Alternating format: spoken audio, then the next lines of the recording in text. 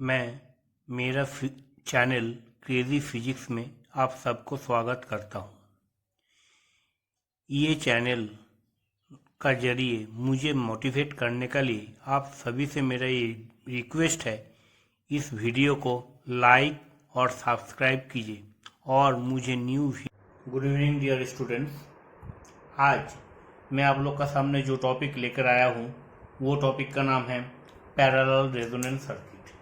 पिछले लेक्चर में हम लोग ये चीज़ देखे थे कि what do mean by various type of AC circuits or the role of the various type of component just like resistance, inductance, capacitance etc.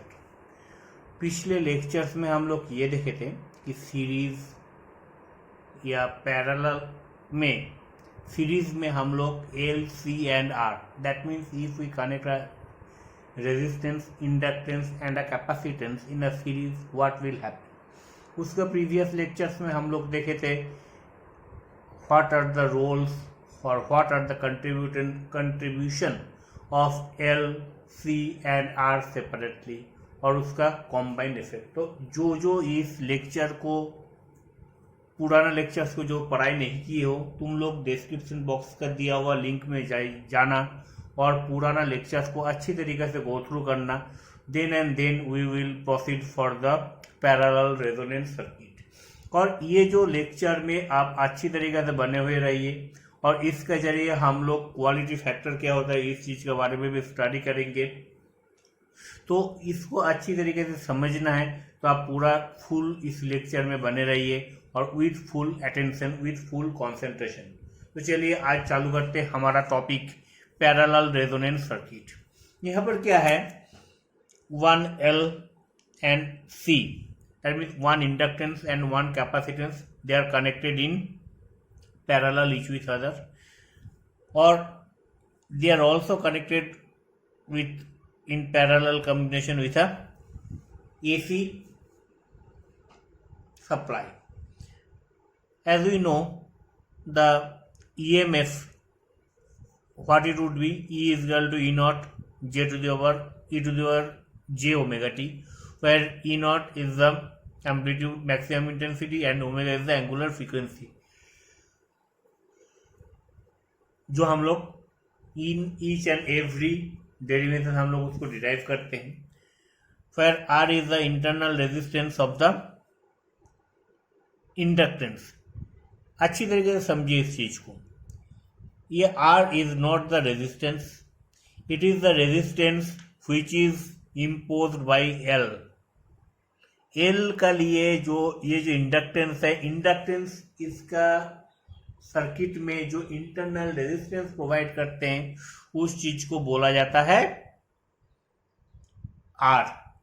यहाँ पर R, it is representing the internal resistance provided by the inductance. So, and it could be represented as IL is equal to E by R plus J omega L. ये जो चीज़ है ये पुराना पिछले derivation से आ रहा है. तो इस चीज़ को आप लोग अच्छी तरीके से तैयारी कर आइए तो ही आप इस चीज़ को समझ पाएंगे. अदरवाइज इस चीज़ का आपको याद रखना है. This is your equation number 2. The current across the capacitor, it is IC is equal to E by 1 by J omega L. This is your equation number 3. So what would be the total current? The total current, it would be I is equal to IL plus IC. Now we are substituting the value. I is equal to E by Z. IL is equal to, from equation number 2 and 3, we are substituting the values over there. Then we are taking E common from both the sides and it will get cancelled. तो इसके बाद क्या हो जाएगा, 1 upon Z is equal to 1 upon J plus omega L plus, paper pen में आप इस चीज को डिराइव कीजिए तो आपको इस चीज को समझ में आएंगे. आप क्या किए, R प्लस आई, यहाँ पर क्या है, R plus J omega L, we are multiplying by R minus J omega L, we are, this is the multiplication term, plus J omega से ऊपर में चला गया. अब क्या किया, ये जो है a plus B into A minus B, यहाँ पर क्या हो जाएगा, R square minus of J square omega square L square J square is equal to -1, तो इट विल बिकम +1। तो यहाँ पर वही वाला टर्म आ गया। और ऊपर में हम लोग क्या किए, ये जो जे ओमेगा सी है, जे ओमेगा सी इसको हम लोग मल्टीप्लाई कर दिया और उसको हम लोग अच्छी तरीके से रीअरेंज कर दिया।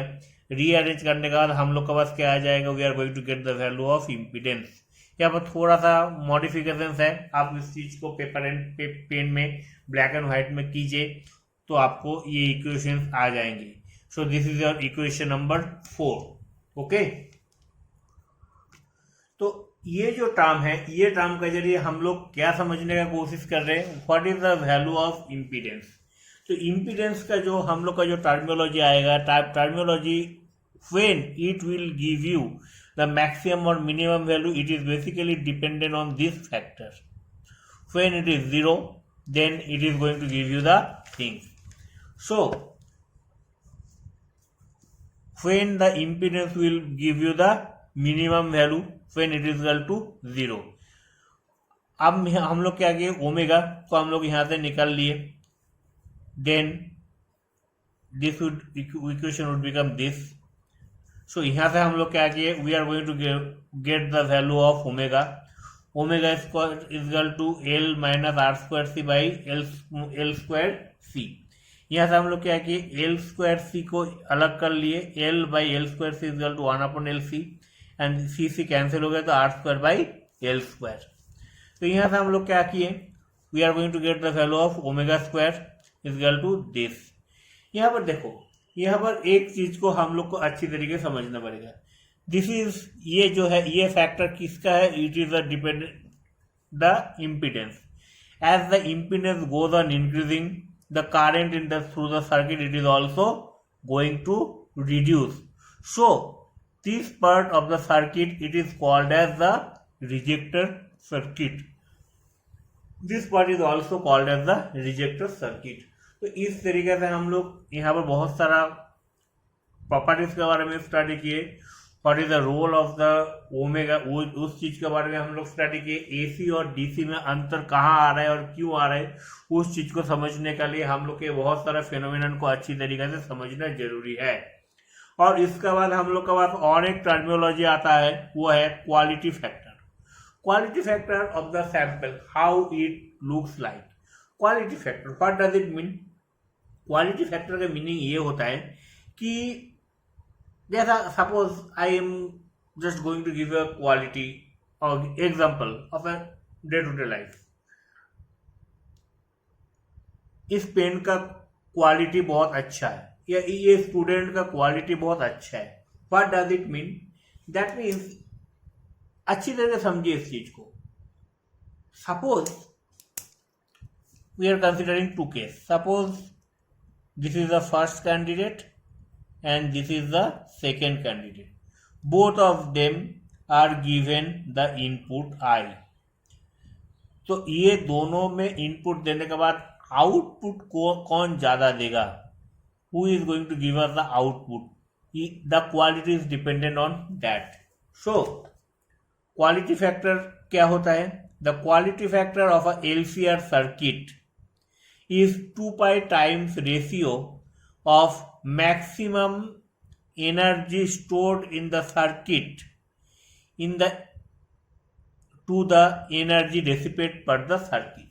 That means कोई भी एक सर्किट में एनर्जी जो है, सेम नंबर ऑफ एनर्जी वहां पर इनपुट दिया गया, तो कौन उसमें बेस्ट या ज्यादा आउटपुट प्रोवाइड करते हैं, इसको क्वालिटी फैक्टर बोलते हैं। आपके एग्जाम में क्वालिटी फैक्टर आ सकता है, तो be careful about the starting of various type of things.